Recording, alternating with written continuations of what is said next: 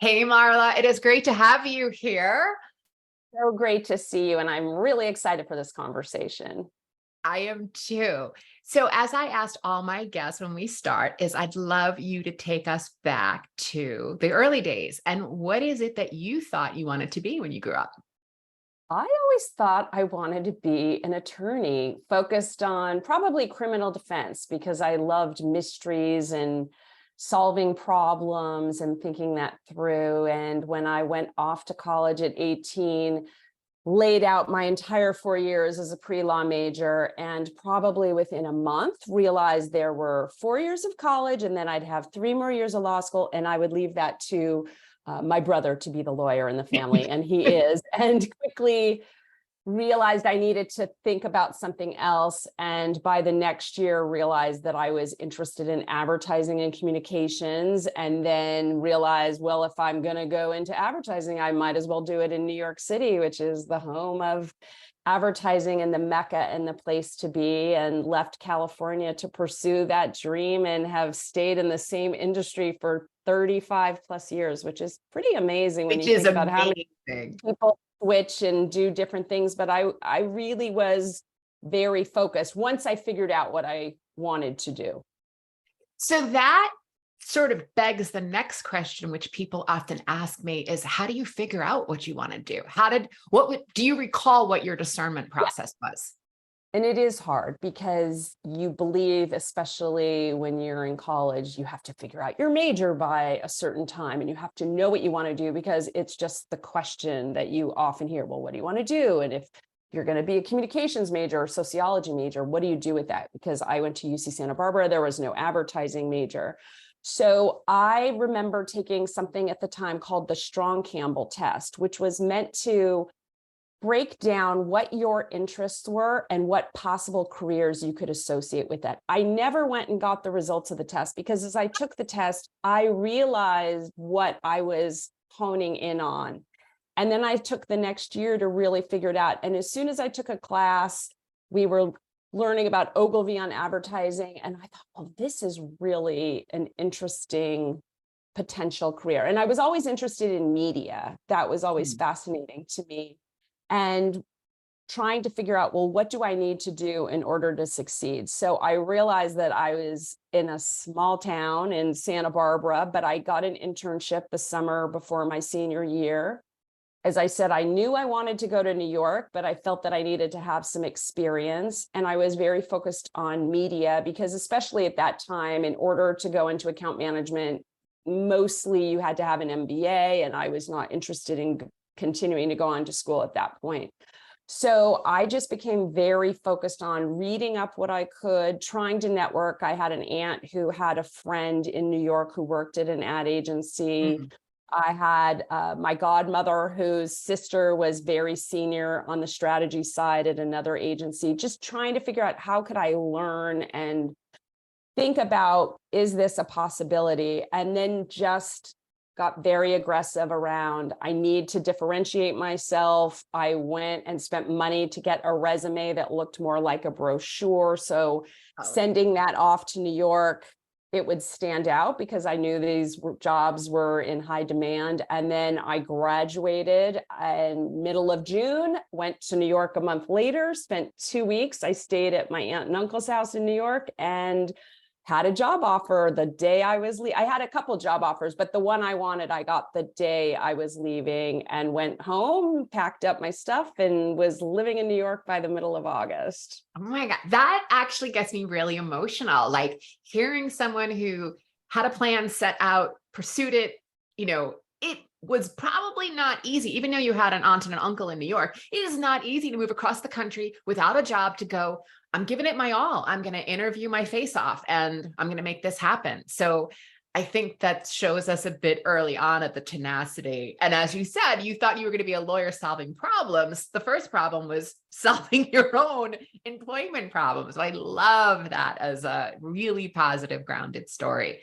I believe in being very intentional. So when I am focused on something, I give it my all, including getting my current job. It's like, okay, if this is what you want, you have to put your all into it. Love it. So for our listeners or viewers, Marla was one of my first mentors when I came into the same company at DMB&B. We were on the media side. And I remember very early on, which I was always so impressed with and kept this with me, Marla had her goals, her actual goals laid out by the CEO in the front of her notebook, so that at any given time, she was always clear. She was never rudderless. She was always clear in the goals that she personally was supposed to set out, and then also for the department she oversaw. So tell us a little bit about that grounding of always keeping your goals front and center to, especially your professional goals, right? Front and center to what you're set out to do. Because I think that's a brilliant, brilliant insight to do that. I was really fortunate that I worked with really strong leaders early on in my career. And I knew even from my first job, I was reporting into a person who ended up leaving after 2 weeks. And that was probably a good thing, because the person that came in behind that person ended up being such a wonderful guide and leader for me, and just making sure that I was always looking out for who's going to be the best person who can teach me. And I went to work on an assignment that I knew the person was going to be really tough, but I also knew by the end of that experience that I would be accelerated in my learning and it would help me grow. So in terms of goals, part of it was just the nature of the profession I chose, which was media planning. And it's always about planning ahead and thinking ahead. And I always need a North Star or something to look forward to. So I was incredibly ambitious. I would say I'm still ambitious, and ambition is a very good thing. It keeps you motivated, and it does keep you focused too on what is going to get you to where you want to go. I know a lot of people say, just live for today. That's wonderful, but I also want to know that what I'm doing for today has purpose and is going to take me to that next step, and ultimately what I want to achieve for the future. You know, that even symbolically gives me the visual, because as I'm always a visual person, like even being in California facing New York, it's like that's the goal you're going towards. You're facing that way. So you're still present in the reality of today, but you're also focused on, okay, but where am I going? Because if I'm going there, I'm not looking back, I'm looking forward. So I love that as a visual of, really just staying focused. So you said that you chose, I think you said you chose to work for someone that you knew would be tough, but that it was going to elevate you in the end. How did you go through that discernment? Because I think that's another thing. Sometimes we're afraid of working for someone that's tough, and we're like, oh, this is going to make my life so uncomfortable for the next, 18 months. How did you work through that with your I looked around at who was the smartest person on the floor and who worked on one of the larger brands that was more high profile, because I started out working on a lot of very small brands, and that was a good entry point, but I really wanted to work on a big brand. I wanted to work on P&G, and got the opportunity to work on Crest, which was a very big brand. And I was so fortunate because I learned a tremendous amount in a short period of time. And there were peers of mine who said, I wouldn't want to work on that business. That looks really challenging. And the joke I had at the time was, this person may make me cry, but that's okay. That's what bathroom stalls are for. We can. So I would say it's okay to cry at work, just don't make it a habit. And I just truly believe that the person who had worked for them really accelerated and said they learned a lot. So I knew that it was a good experience for that person. And, it's sometimes you don't have to be friends with the people that you work for. It's about what are they going to help you do and how are they going to help you grow. And as I said, I was very ambitious, and I was really plotting out what is the experience I need that is going to give me the opportunity to get promoted and to have the experience that I need to really have this as a career. Okay. So that brings me to some of the things that I know you and I have talked about offline about, the idea that there's a difference between feedback and criticism. And I would love for you to share with our listeners how you sort of, again, figure out, well, is this criticism or is this feedback? And then what you do accordingly. I think that will help a lot of people understand that matrix in your head. I think this is so important. For me, I've always wanted to know what I can do to be a better coworker, a better leader, a better person who supports others. I have always viewed feedback as input, and I am someone who is very candid and direct. I joke with my team, but I'm serious. My greatest strength is I'm direct, but that can be a weakness for people who are uncomfortable with that. I truly believe that you have to be honest with other people, and I want people to be honest with me. And I've been in situations where people will not give me the feedback, and how am I ever to improve or work on it? Self-awareness is a wonderful gift, but it's really hard to be fully self-aware and in the moment. And you don't always know how your actions and comments impact others. And I just was always open to tell me what I can do better. I looked forward to performance reviews. I would get very frustrated the more senior I got that performance reviews seemed to go away. They seem to fall off the chart. Yeah. Just did, or it became someone would write on a card, listen, you're doing great, wonderful job, keep it up.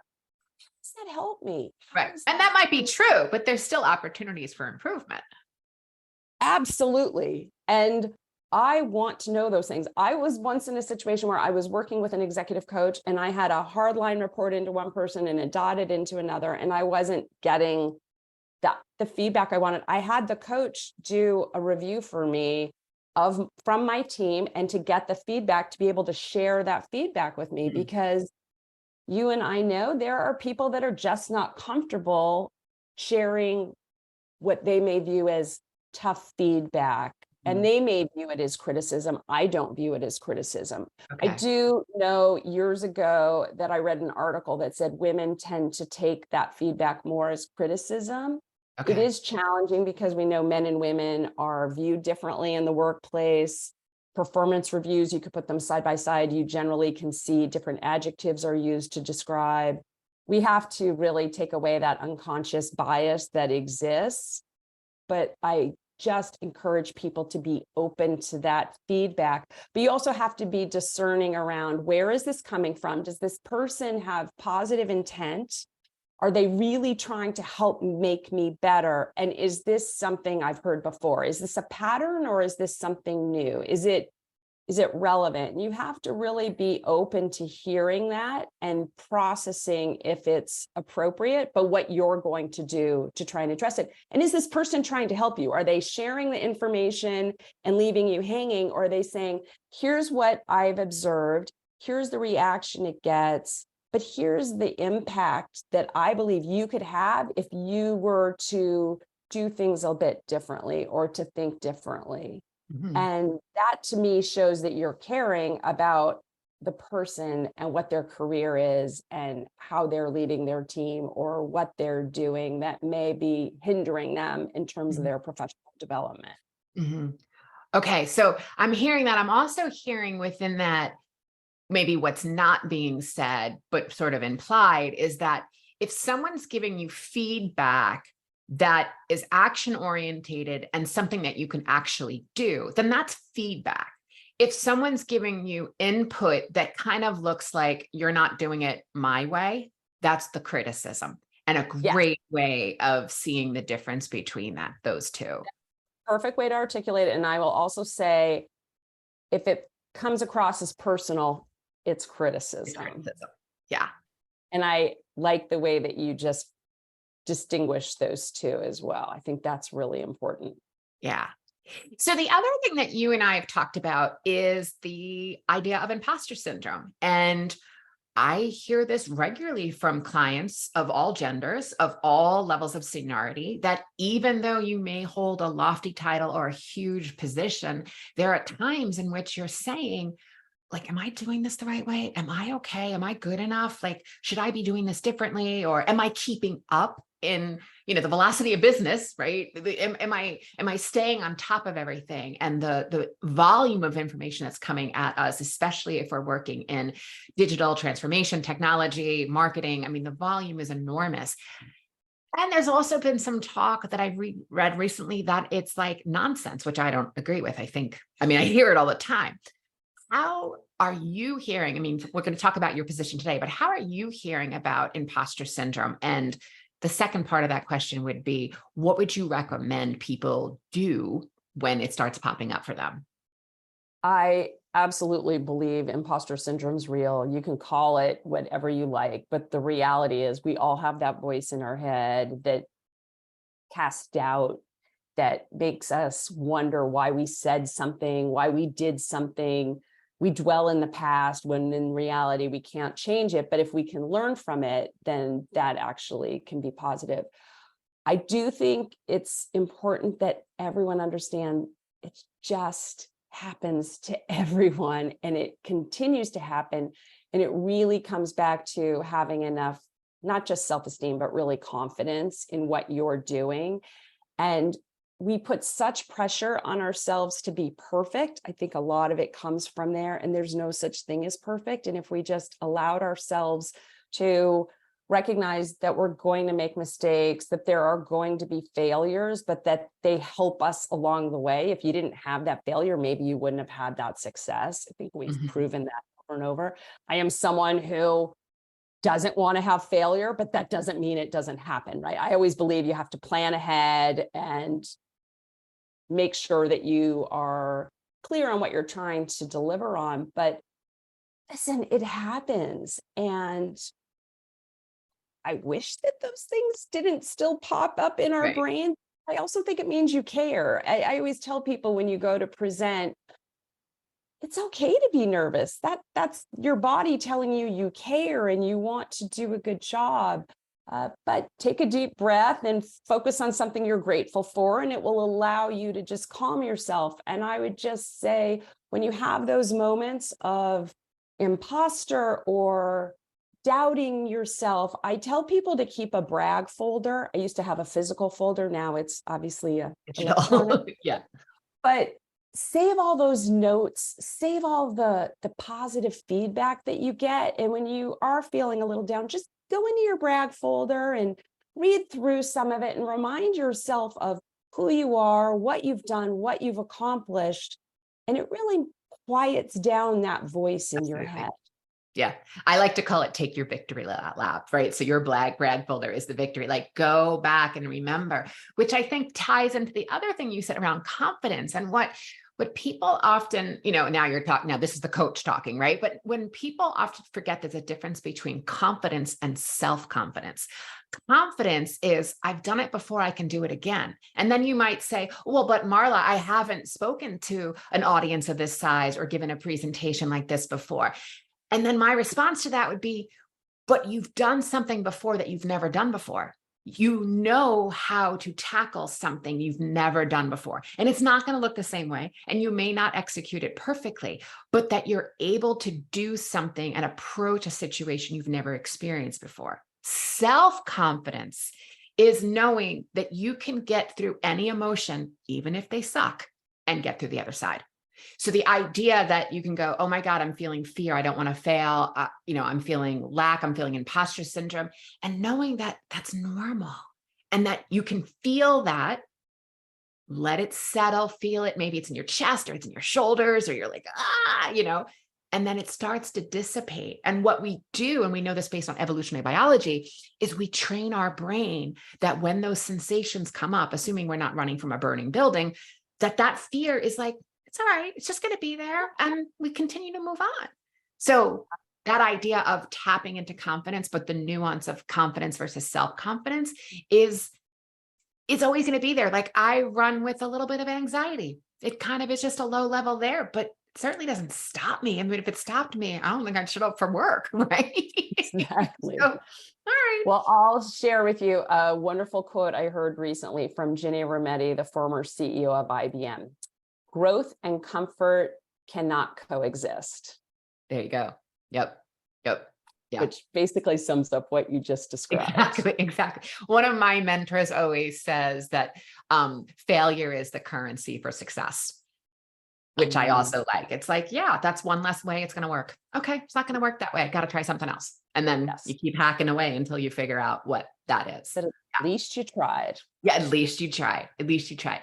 So I want to step into the work that you're doing now at the 4A's, but I'd love you to ground our listeners in really the mission of the 4A's so that they're all brought up to speed on the great work that you're doing as president and CEO over there.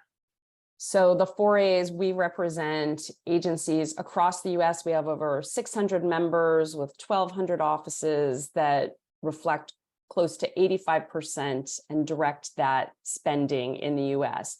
So our goal is, how do we help them not just survive, but really thrive in this business? So we help them with everything from their business transformation needs to talent. And it's important for us to really make sure that we're advocating on behalf of agencies, that we're bringing the community together, that we are recognizing the impact that agencies have.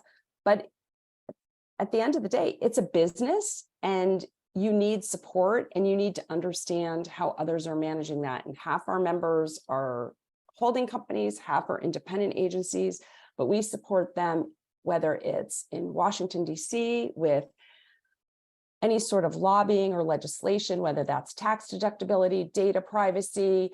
We have a foundation that helps bring diverse youth into the business and train them and make sure that we're supporting them. We're coming up this year on our 50th anniversary of MAPE, which is our multicultural advertising intern program.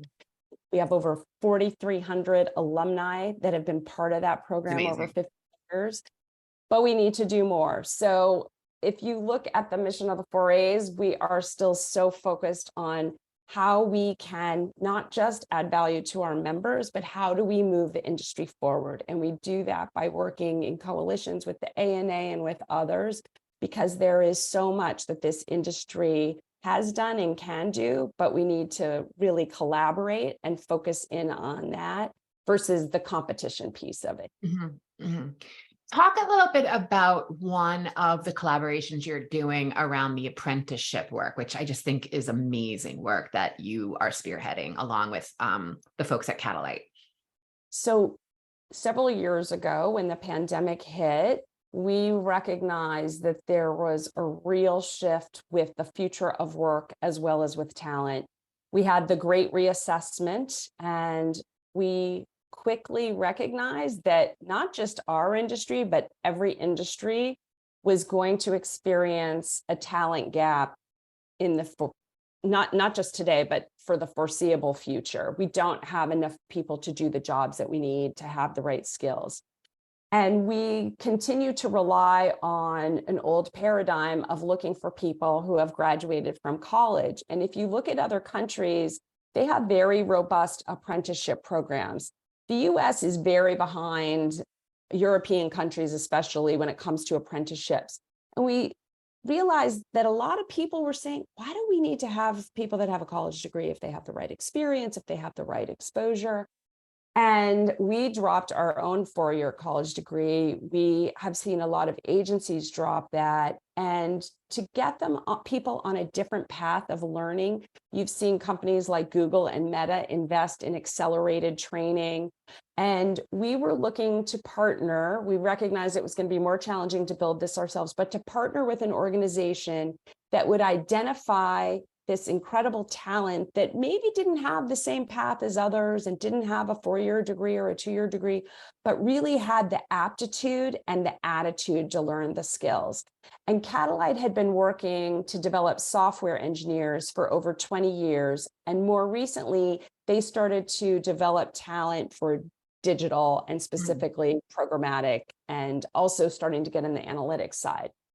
So Matt Dorella, who used to be at Twitter, he and I got connected. He was on the board and then became their CEO. And we recognized there was a real opportunity to come together. And what we liked about Catalyte was other companies had a year-long apprenticeship. And in the reality world of agencies, you don't have time to have people come in and then take a day off a week for a year to continue that learning. There's obviously continued learning from the agency side, but we need to give people an accelerated learning path.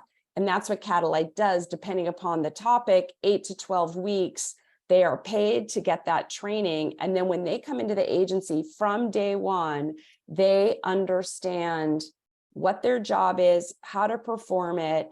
And what we're doing is we're supplementing that with training like agency fundamentals and some other types of learning that we have as part of our Learning Institute to make sure that those people are successful. And so if you look at the people that have come in, they are from all different backgrounds. Some do have some education, but they come into these jobs, they're more loyal.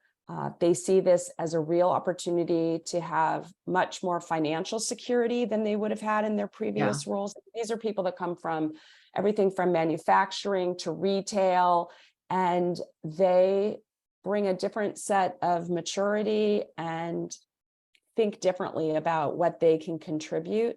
And so we're excited because there's also a very strong diversity component to this, which helps us really start to change the industry, because we've not been the most welcoming when it comes to socioeconomic differences as an industry.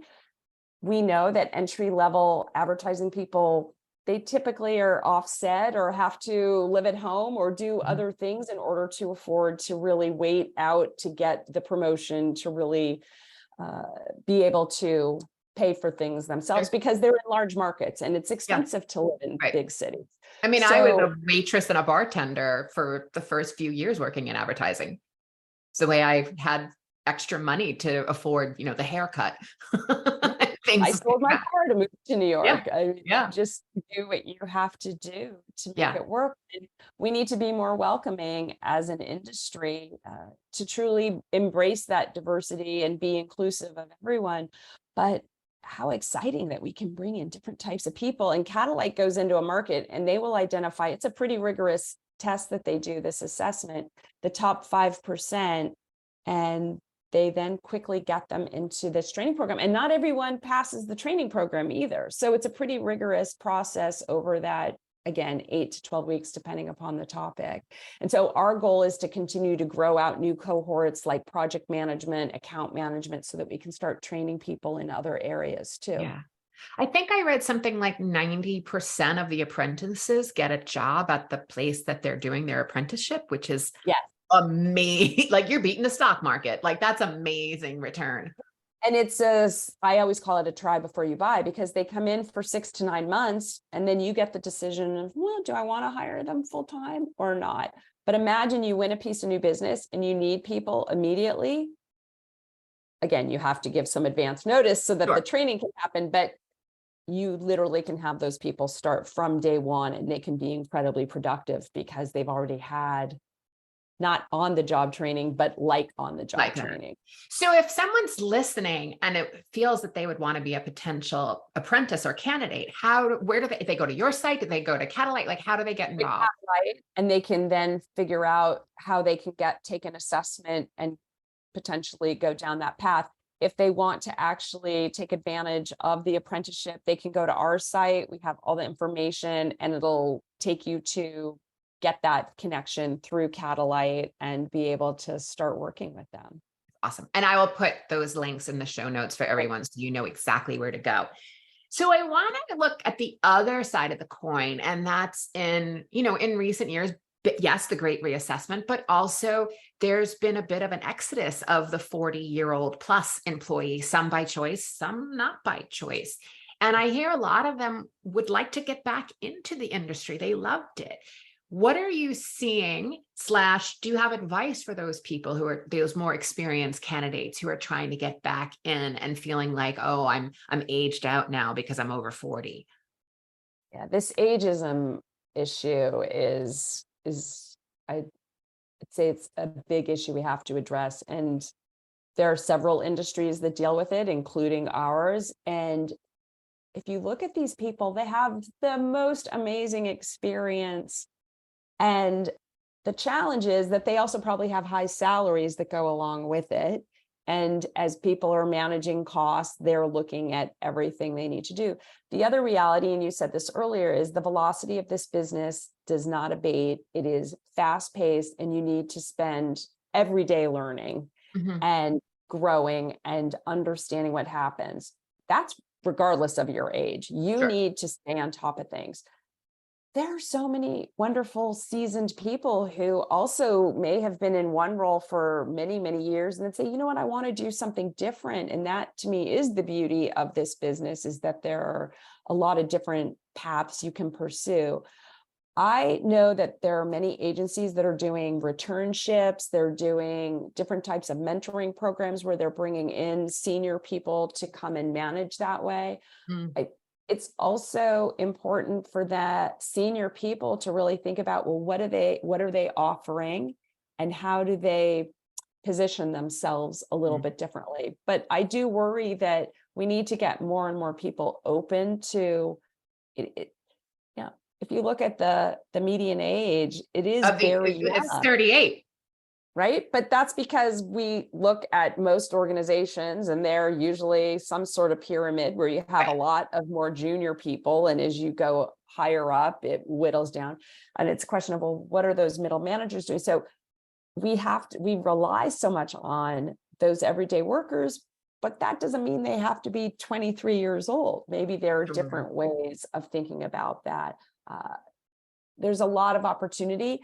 I just truly believe as long as you are growing and demonstrating your value, you are going to be around. Yeah, I would agree with that. If you are not, then that's not the organization for you, because they don't recognize your strengths. And there are organizations out there that will. More and more, I keep hearing, well, we need more senior people that can talk to senior clients. So, and there are advantages there. We're very fortunate at the 4A's. We have a very strong multi-generational workforce, and you have to just manage that, and everyone should be dealing with that. But it brings, again, diversity, different perspective, and having people work together from multiple generations is incredibly beneficial. Yeah. Yeah. And I think there's also that mutual mentorship, right? Where I was talking with some Gen Xers saying how they're having such joy in mentoring Gen Zs, and how the Gen Zs are equally mentoring them back in other ways, so that it's creating this really stronger, more connected workplace, which of course I love hearing. And just to be clear, the thing that I said about 38 years old is the average age of the US. So you think about the buying power of the US, average consumer, you want to make sure that you have a representation of who's coming up with the ideas and the campaigns to be able to speak to the audience. I mean, I always laugh because I'm of a certain age that people would assume I have children in college. Well, I don't have children. So what do I do with my discretionary income? Like, you definitely want to market me. Right? Because I'm doing other things with my money. Well, and also senior people, because they have that experience, they might actually be able to get the work done a little bit faster, because they don't have the stops and starts or the learning curve that has to occur at a more junior level. Yeah. Yeah. So just a couple of other questions. I know that you personally are a champion of diversity, and also the 4A's is putting a lot of emphasis there. There was the recent report that came out saying that actually we're going in the wrong way, that the agency community is basically getting whiter at the senior level. So what are some of the initiatives that are happening that people who are listening can feel like, okay, we really are trying to address this? Yeah, and what you're quoting is our recent diversity and agency survey, and the headline was around agency ownership. And ownership. Okay. It's still a problem. It's an absolute issue. There was some improvement in Hispanic, Latinx, a very slight improvement in Black African American. The issue is it's not changing enough, and we are going backwards in many ways, and the C-suite is not changing, and that's the problem. So it's no surprise that you don't see a shift in ownership when you're not changing the C-suite. You need people to be senior. You need to have that credential in order to go start your own business, to be able to get the capital to start your own business.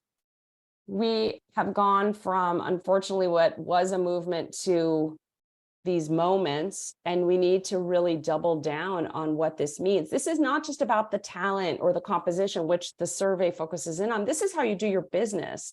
This is how you look overall from everything you do, the work, the people, the clients, the way that you are working with suppliers.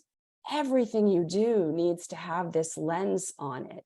And there are a number of agencies that we work with that take this seriously, that have really demonstrated the positive impact it can have on their business. Mhm. And they are open sourcing their playbook, the way they've done it. And what we're going to be doing is aggregating all of that on our site so that people can access it, because there's some really terrific programs out there. And I always say we should not be precious about DEIB. We need to share what's worked, what's not. But we need to recognize that this is hard work and you really have to stay committed to it, and it will benefit your business. Bottom line is it makes a difference, and we've got to give a voice to many more people, but we also have to be training that mid to senior level. That's why we have a program called Vanguard, which we started out with Black professionals. We're in our 3rd year, and we're getting ready to launch a cohort for the Latinx community in the fall. So we have so much more work to do. And I would just say to everyone, think of what you can do as an individual, what you can do within your own team, and what you can do within your organization. Doesn't matter how junior or senior you are, you have to be vocal and you have to speak out and speak up. And I've been in situations too, you have to be intentional. You have to really think about what it means across the entire business. And you need people in your organization to call you out when you're slipping and falling back and not Frontier and conscious bias. committed. Yes. Yeah. Yeah. True. Yeah. I mean, I think it's an interesting point. You know, a few months ago, I had a friend and former colleague, Heather Keats, Wright, on the podcast. She was the first Black editor at Martha Stewart when I worked at Martha Stewart, and she's now the CEO of an agency, Rights Creative, with her husband. And we talked about, because she's a certified minority-owned business. I'm in the process of getting certified as a female women-owned business for both federal and state contracts. And what often happens with the agencies and the holding companies is that they put you through the same rigor that I can't hire the attorney to go through the 700-page contract. But then inadvertently, you want to have a diverse set of fractional talent, of, strategists, or even, come in and help on a pitch. But you've made it as such that I actually can't even compete, because how could I possibly go through that? I mean, I remember talking with one holding company, and they ran a Dun & Bradstreet on my LLC, and they were like, "Oh, but you're a new business." I'm like, I'm one strategist. I'm just like, sorry, my Dun & Bradstreet number isn't strong enough. Right. like I think we also, I always bring the humor to it, but I think we also need to think about, if we want diverse talent, the rigor you're putting on a Fortune 100 vendor, it has to be different than the rigor you're putting on freelance contractors and fractional, because my Dun & Bradstreet number is never going to match a major holding company. So we totally agree. We've been working with the ANA on this, on supplier diversity. We've published guides for buyers. We've published guides for diverse suppliers on how to work with agencies and marketers. We're about to come out with some more guidance, because we keep getting the question around, well, what's the benchmark? Don't worry about a benchmark. Get started. Do this now. Focus in on your goals, your objectives. Look at the population. Look at who's not just buying your product today, but who's going to be buying your product in the future. Look at the changing demography of the United States. You have to be thinking differently about that. And so I am appreciative and empathetic to your situation, because it is something we've also looked at, which is certification. It's expensive to go through certification. It's time consuming. And then to your point, even when you have the certification, you might have to go through a lot of different hoops to manage it, because you've got large companies that want to check off, well, you're a diverse supplier and you're going to hit my tier 1, tier 2, tier 3, whatever that may be, and hit my objectives. So it is an issue that we are actually talking to the media agencies about, because they all care very much about this issue. They want to help diverse suppliers. They want to really make sure that we are changing the landscape and identifying more content and inventory, because that's wonderful to have all these commitments, but we also need to make sure that we're helping to support these people and help them grow their businesses too. So there are few companies out there that are doing it well, but not enough. And I just hope we can start to try change. The good part is we're starting to have a conversation around what's diverse owned versus diverse managed and diverse targeted. I mean, you can have a company that is not diverse owned, but I know one company, My Code, they're like 85% of the people that work there are diverse in the way that you would define from race and ethnicity. And more importantly, they're hiring diverse creators. So they're benefiting everyone. So why don't you think about ultimately what your goals are and your objectives? Yeah. I love that. All right. So as we start to wind down our conversation today, I want to ask you a few more questions that I think help people see that there are different ways of working. And I'd love for you to share a little bit about, like, how do you get ready and start your day? What's your morning routine look like? Are you an exerciser? Do you meditate? Do you just help the kids get out the door? Like, what does it all look like for you? I wake up and I will either have showered the night before or shower in the morning. I get ready. My ideal day is to get up and go for an hour walk. I live on the Upper West Side, so go for a walk in Riverside Park and listen to podcasts. So that is my morning meditation. It is to clear my head. Did it this morning, and it's a great way for me to just ease into my day. I am not someone who is obsessive the second I wake up looking at my phone. I don't look good. I don't look it's off at night. I don't want anything. And even as I'm walking, I'll often just make sure my phone's on silent so I don't have to hear any texts coming through. I just don't want anything interrupting that. And then I get into work mode, whether I am working from home or working from the office or going into the office, going to a meeting. And then I get into my day. But I like to know ahead of time, what is my day going to look like? And I plan ahead for the week, and I think through, do I need to lunch prep? And when am I going to be going out? When am I going to be traveling or doing different things? But that's good. I love it. When you think about your career trajectory, right? Long standing within agencies, eventually being CEO of Wavemaker, MEC Wavemaker, and now, of course, president and CEO of the 4A's. What was harder than you thought it would be in your career trajectory? I always tell people the hardest shift is when you first start managing a larger group of people. Oh, that's good.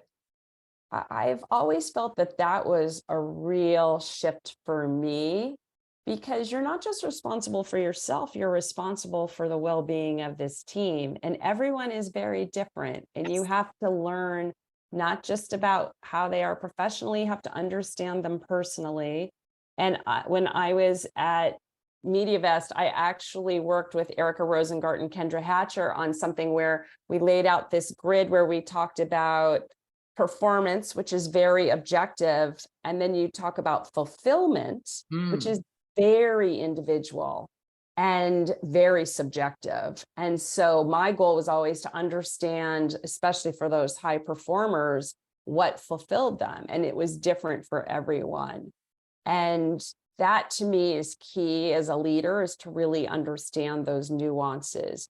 Was it challenging when I went from being president of US clients and planning at MEC to CEO? Yes, that was definitely elite, but I was fortunate that someone had said to me, well, you've had big jobs, you know how to do a big job. So you might have to do more travel, but you know what that's like to manage that. And every next role is an adjustment, but it's also exciting because you get to do new things. And for me, I tell people, I don't do status quo. I find that very boring. I need challenges. I need to grow personally. I like to iterate. I like to evolve organizations and teams, and that's what's motivating. And I love to watch people grow and mentor people. Love it. Beautiful. Okay. Last question. What book or podcast would you recommend to our listeners? So I mentioned I listen to podcasts. I call it Feeding My Curious Brain. So my favorite podcast, which I'm sure a lot of people listen to, is Pivot. I just can't get enough tech, politics, business, Kara Scott, duking it out. I talk about them like they're my friends. I'm like, well, Kara and Scott said. But that is one of my favorites. And the one that I make sure I listen to both episodes every week. Yep. I'm never behind on that one. It's a good one. That's a good one. Well, great. Well, thank you so much you have a crazy schedule. So I really appreciate you taking the time to talk to me today. And I know many people are going to benefit, and just hearing the path of someone's journey is always inspiring. So thank you for the generosity of your time. Thank you, Jill. And by the way, we're all busy and we all just make time for what's important to us. And on that, we will end it. Thanks so much, Marla.